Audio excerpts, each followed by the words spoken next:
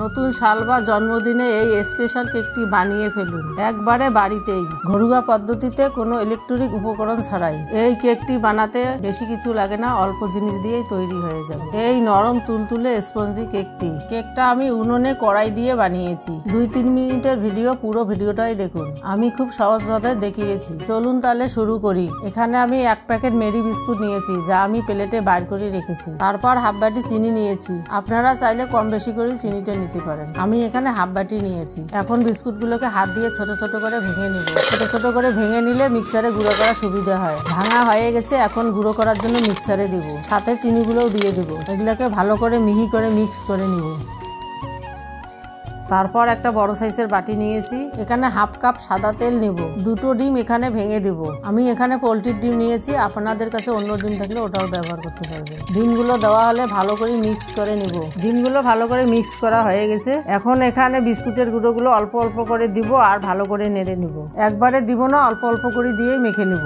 একবারে দিলে জাম হয়ে যায়, মাখা ভালো হয় না। তাই আমি অল্প অল্প করে দিয়ে ভালো করে মেখে নিব। মাখা আমার প্রায় শেষের দিকে। একদম ভালো করে মেখে নিয়েছি, কোনো দানা দানা নেই।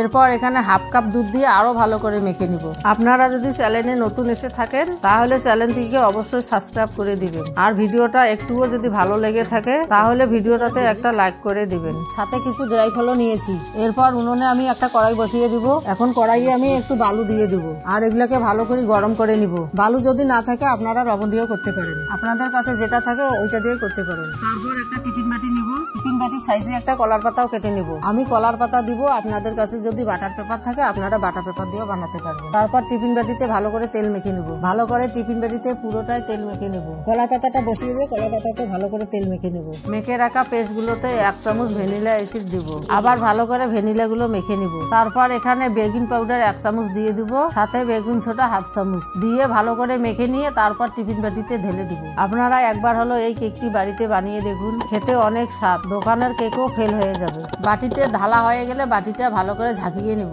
যাতে ওর ভিতরের হাওয়াটা বার হয়ে যায়। বালুগুলো গরম হয়ে গেলে ওখানে আমি একটা স্ট্যান্ড বসিয়ে দিব।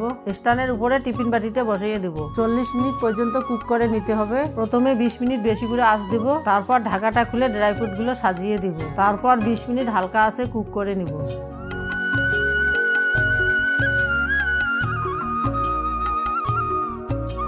40 মিনিট হয়ে গেছে। এখন আমি ঢাকাটা খুলে নিব। দেখতেই পারছেন কত সুন্দর হয়েছে কেকটা, কি সুন্দর ফুলেছে। এখন আমি বাটিটা নামিয়ে নিব। এরপর 2-3টে ডেইরি মিল্ক চকলেট নিব।